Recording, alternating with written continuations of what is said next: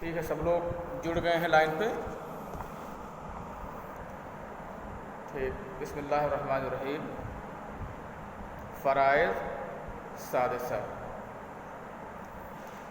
تو میں نے آپ لوگوں کو کل فرائض کے تعلق سے کچھ باتیں بتائی تھیں اور ایک ہیڈنگ لکھوا دیا تھا، الحقوق المتعلقۃ بالترکۃ۔ یہ ہیڈنگ آپ لوگوں نے لکھ لیا ہوگا، ہے نا؟ اس کا مطلب ہے وہ حقوق جو ترکہ سے متعلق ہیں۔ ترکہ تو آپ لوگ سمجھتے ہی ہیں، ترکہ سے مراد لیا جاتا ہے میت جو کچھ چھوڑ کر کے جائے، جو مال میت چھوڑ کر کے جائے اس کو ترکہ کہا جاتا ہے، چاہے وہ نقدی کی شکل میں ہو یا کسی دوسرے پر اس کا قرض باقی ہو۔ جیسے مان لیجیے آپ کے والد صاحب ہیں، کچھ زمین چھوڑ کر کے گئے اور بینک میں کچھ پیسہ چھوڑ کر کے گئے، تو یہ سب آپ کے والد صاحب کا اگر ان کا انتقال ہوتا ہے ترکہ ہوگا۔ اور اگر آپ کے والد صاحب نے کسی کو قرض دیا ہے تو وہ بھی آپ کے والد صاحب کا ترکہ مانا جائے گا، ہے کہ نہیں؟ یا مان لیجئے ترکہ وہ بھی ہے جیسے قتل خطا وغیرہ میں دیت ہے نا، قتل خطا وغیرہ میں دیت دینا، کچھ دیت دی جائے گی۔ تو مان لیجئے اتفاق سے کسی کے والد کا قتل ہو گیا اور کسی سے قتل خطا ہے، قتل خطا ہو گیا، تو اب جو بطور دیت مال قاتل دے گا تو وہ بھی والد کے ترکہ ہی میں شمار کیا جائے گا اس کو، کیونکہ والد کی طرف سے وہ مال مل رہا ہے نا، انہی کی وجہ سے مل رہا ہے مال، لہٰذا ان تمام اموال کا شمار چاہے عینن ہو، عین کا مطلب نقد وہ دکھ رہا ہو، یا کسی دوسرے پر قرض ہو، کسی دوسرے پر قرض ہو یعنی ان کا کوئی قرض باقی ہو، ہے نا، یا ان کے قاتل پر دیت ہو، یا اس کے علاوہ اور کوئی دوسری چیز ہے، مان لیجیے آپ کے والد نے کہیں کام کیا ہے، مزدوری ملنا باقی ہے، تو یہ سب جو ان کے حق میں آنے والے مال ہیں، ان کے حق میں جو آنے والے مال ہیں آپ کے والد صاحب کا وہ ترکہ مانا جائے گا۔ بینک میں جو بیلنس ہے، مان لیجیے 1,00,000 روپیہ بینک میں بیلنس ہے تو وہ ترکہ ہوگا، لیکن جو اس 1,00,000 پر سود بینک نے دیا ہے وہ آپ کے والد صاحب کا ترکہ نہیں مانا جائے گا، کیونکہ اسے آپ کے والد صاحب نے کمایا نہیں ہے۔ بات سمجھ میں آ رہی ہے نا؟ تو آپ نے ہیڈنگ کیا کر رہے ہو؟ نہیں سمجھے؟ کیا نہیں اس میں کیا نہیں سمجھے؟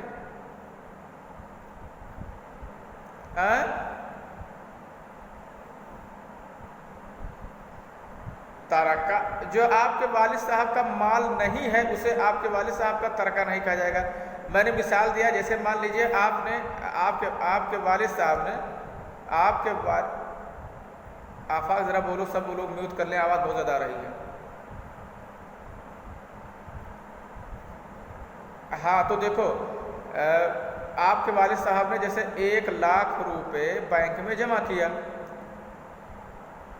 اور اس 1,00,000 پر کچھ سود بیاج بینک دیتا ہے نا، تو مان لیجیے 3 سال کے بعد آپ کے والد کا انتقال ہو گیا اور 1,00,000 جمع کیا تھا، وہ 1,30,000 40,000 ہو گیا، وہ تو ترکہ وہ 1,40,000 نہیں ہے، وہ ترکہ جو آپ کے والد کا مول دھن ہے، رأس المال ہے، وہی ترکہ ہے۔ وہ 40,000 سود ہے، وہ ترکہ نہیں کہ اس کو بھی بانٹ لے لا کر کے ورثہ۔ بات سمجھ گئے؟ اب سمجھ گئے جی؟ اسماعیل سمجھ گئے؟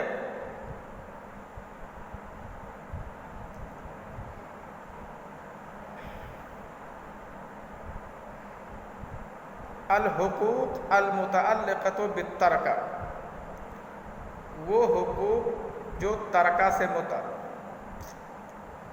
اس میں کیا سب کٹ پٹ کرتے رہتے ہو تو لوگ؟ خاموشی سے سنو، جو نہیں سمجھ میں آئے پوچھو، پتہ نہیں کوئی بچے بولتے رہتے ہیں چھوٹے، کیسے کیسے کیا سب۔ تو یہ سب ترکہ ہوگا۔ یقصد، لکھو اس کو، یقصد بالترکۃ ما یترک المیت من اموال۔ ترکہ سے مقصد ہوتا ہے، ترکہ سے مراد لیا جاتا ہے وہ چیز جو میت نے چھوڑا ہے، یعنی مال۔ یقصد بالترکۃ ما یترک المیت من اموال عینا او دینا علی آخر او دیتا علی قاتلہ او ما شاکل ذلک۔ ترکہ سے سمجھا جاتا ہے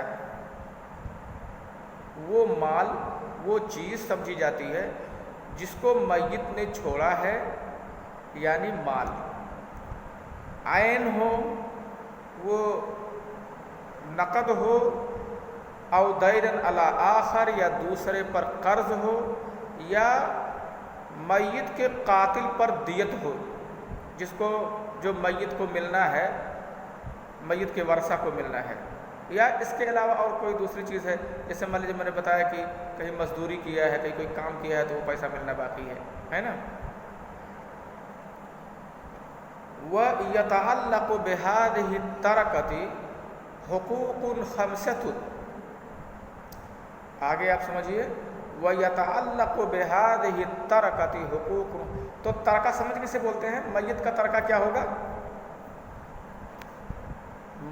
میت کا ترکہ کیا ہوگا یہ آپ سمجھ چکے ہیں، اور اس ترکہ سے کتنے حقوق متعلق ہیں، تو کہہ رہے ہیں وَيَتَعَلَّقُ بِهَذِهِ التَّرَكَةِ حُقُوقٌ خَمْسَةٌ، اس ترکہ سے 5 حقوق متعلق ہیں۔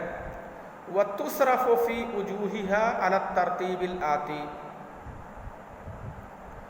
صرف کے معنی خرچ کرنا، وَتُصْرَفُ فِي وُجُوهِهَا، اور یہ ترکہ انہی راستوں میں صرف کیا جائے گا، خرچ کیا جائے گا، علی الترتیب الآتی، آنے والی ترتیب پر۔ جو میت کا ترکہ ہے تو ترکہ کے متعلق 5 حقوق ہیں اور ان کو انہی ترتیب پر خرچ کیا جائے گا۔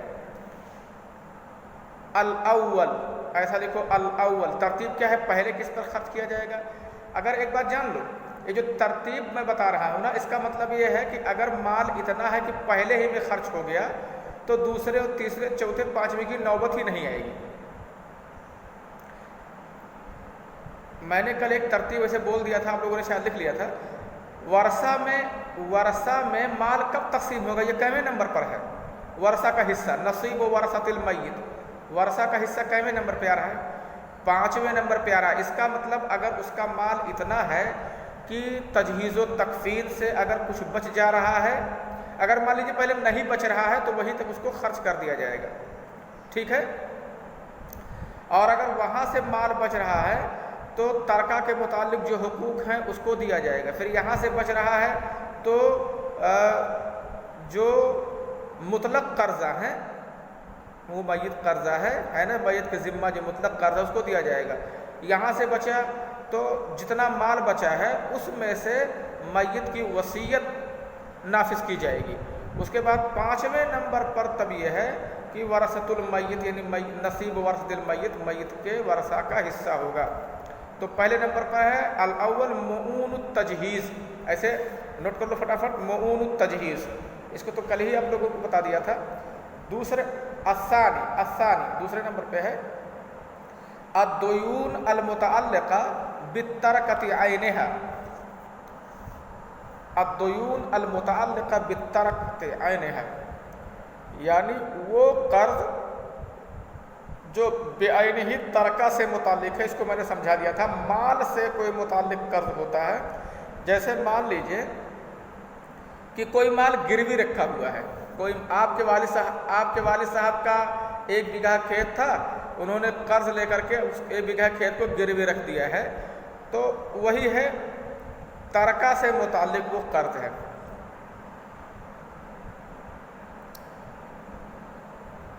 ثالثاً الدیون المطلقہ فی ذمۃ المیت، تیسرے نمبر پر وہ مطلق قرض ادا کیا جائے گا جو میت کے ذمہ ہے۔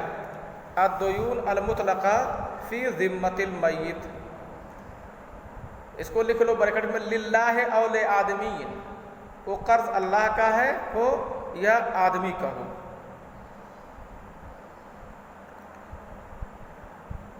الدیون المطلقہ فی ذمۃ المیت، میت کے ذمہ جو قرض ہے، فی ذمۃ المیت،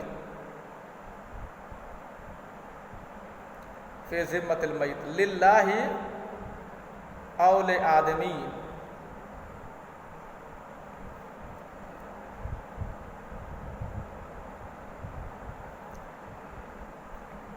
تیسرا تو بول رہا ہوں للہ او لآدمی، ٹھیک ہے نا؟ تو اب دیکھو معون التجہیز، تو یہ تو آپ سمجھتے ہیں، پہلا تو آپ سمجھتے ہو نا، جیسے مان لیجیے میت کو کفن اور غسل اور قبر وغیرہ میں جو خرچ ہوتا ہے وہ سب معون التجہیز میں آئے گا۔ جیسے قبر کے لیے کچھ زمین لینی ہے، مان لیجیے نہیں زمین ہے، وہاں قبرستان نہیں ہے، یا کفن کے لیے یا غسل کے لیے پانی ہی خریدنا ہے، یا اور کوئی چیز ہو گئی اس کا انتظام کرنا ہے، تو یہ سب کس میں آئے گا؟ یہ سب معون التجہیز میں آئے گا، ہے نا؟ اور جیسے کوئی مال ہے، اس مال پر آدمی نے اس مال کو جو ہے گروی رکھ دیا ہے، گروی رکھ کر کے قرض لے لیا ہے، تو یہ سب وہ قرض آئے گا جو ترکہ کے متعلق ہے نا؟ اور میت کے ذمہ مطلق قرض آئے گا، آپ بریکٹ میں لکھ لو للہ او لآدمین، اللہ کا قرض ہے یا آدمی کا، تو للہ کے نیچے لکھ لو زکوٰۃ، کفارہ، حج، عمرہ، یہ سب اگر زکوٰۃ، کفارہ، حج اتنا لکھ لو، یہ سب کس کا قرضہ ہوتا ہے؟ آدمی استطاعت رکھنے کے بعد حج کرے، یہ قرض ہو جاتا ہے نا آدمی، ہاں آدمی کے اوپر واجب ہو جاتی ہے یہ چیز، تو یہ اللہ کا قرض ہو جاتا ہے۔ اللہ للہ کے نیچے ایسے لائن کھینچ کر کے، تاکہ آپ کو پتہ چلے نا کہ اللہ تعالیٰ کا کون سا قرضہ ہے، کسی کے دماغ میں بات نہ آئے تو اس کو دیکھ کر کے وہ سمجھ جائے گا، ٹھیک ہے نا؟ تو للہ کے نیچے کیا لکھو گے؟ زکوٰۃ او کفارہ او حج۔ او لآدمین، یا کسی آدمی کا قرضہ ہے، تو آدمی کا قرضہ ہے، جیسے مان لیجیے یہ تو بالکل عام بات ہے، کسی نے کسی سے قرضہ لیا ہو، ہے نا؟ یا اس نے کوئی سامان لیا ہو، جیسے دال چاول یا کوئی سامان خرید کے لے آیا ہو، اور ابھی دکاندار کو اس کی قیمت ادا نہ کیا ہو، تو آدمی کے اپنی ذمہ قرضہ ہے۔ یا کسی سے کوئی کام کرا لیا ہو، اپنے گھر کا یا کھیتی کا کام کرا لیا ہو، اس کی مزدوری نہ دیا ہو، تو یہ سب قرضہ آدمی کے ذمہ مانا جاتا ہے۔ کس کے ذمہ مانا جاتا ہے؟ آدمی کے ذمہ مانا جاتا ہے۔ رابعاً، چوتھا لکھو، یہ تین سمجھ میں آ گیا پورا نا، تین تک؟ چوتھا لکھو وصیت المیت، میت کی وصیت۔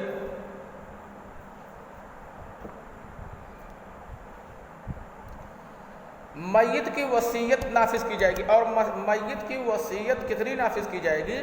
یہ ثلث مال یا اس سے کم سے نافذ کی جائے گی۔ زیادہ سے زیادہ کوئی میت کتنی وصیت کر سکتا ہے معلوم ہے نا؟ کوئی آدمی میت کا وصیت کرے گا، بھائی وہ زندہ تھا بعد میں میت ہو گیا، تو کوئی آدمی اپنے مال کا زیادہ سے زیادہ وصیت میں کتنا خرچ کر سکتا ہے؟ وصیت کتنی کر سکتا ہے مال کی اپنی؟ ثلث مال کی وصیت کر سکتا ہے۔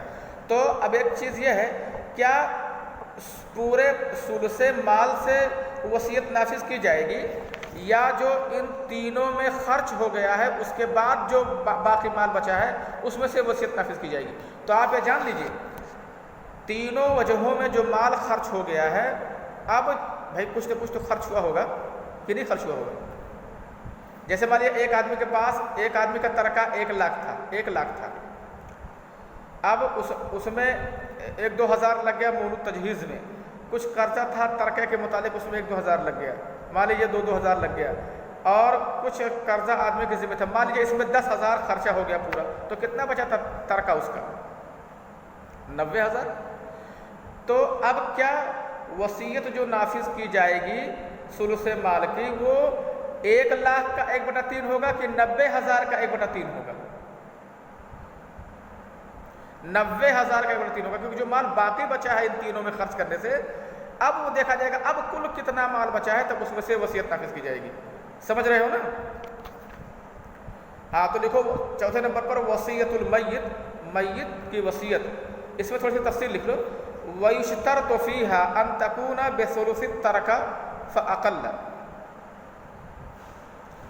वयुश्तरतु फीहा, और इसमें शर्त लगाई जाती है, अन तकूना बिसुलुसित तरका, कि वसीयत जो हो वो तरका के सुलुस से हो, फअक़ल, या इससे कम से हो।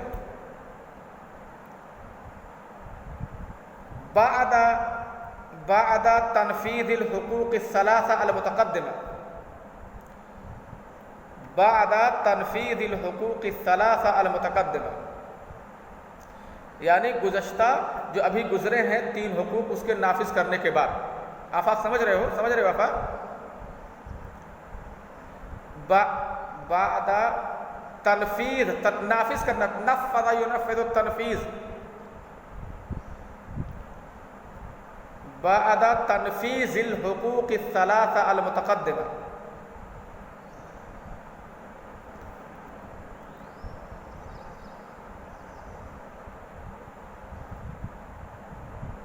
नंबर, अब तुम्ही लोग आवाज़ कर रहे हो भाई, तुम्ही लोगों में से सब एक बच्चे एक दूसरे से बात करते हैं, कैसे क्या करते हैं, बच्चों की आवाज़ आ रही है उसमें।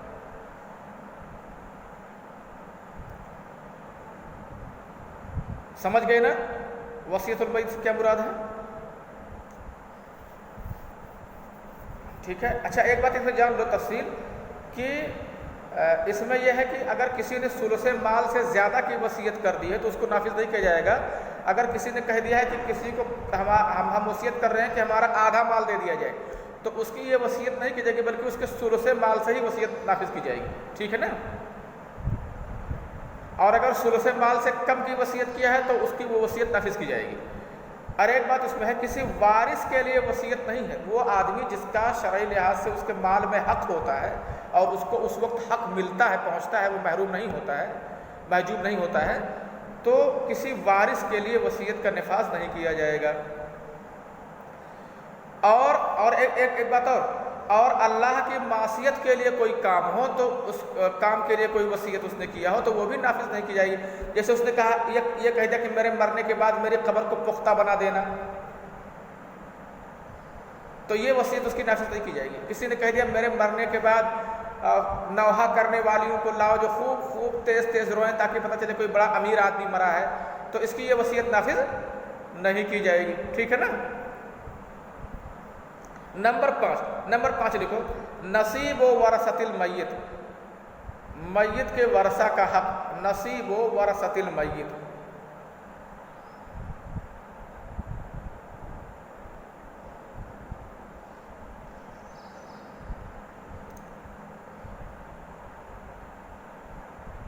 ठीक है, मय्यत के वरसा का हक। 5वें नंबर पर जो माल बचता है वो मय्यत के वरसा में तकसीम किया जाएगा। अब मैं यही तफसील आप लोगों को पढ़ाऊंगा कि मय्यत के वरसा में माल तकसीम होगा तो उसका क्या कायदा है, क्या तरीका है, इसको साल भर मैं आप लोगों को पढ़ाऊंगा, तब पूरी बात जाकर के आपके जहन में उतरेगी। पढ़ाऊंगा और मशक कराऊंगा। ठीक है ना जी? समझ गए?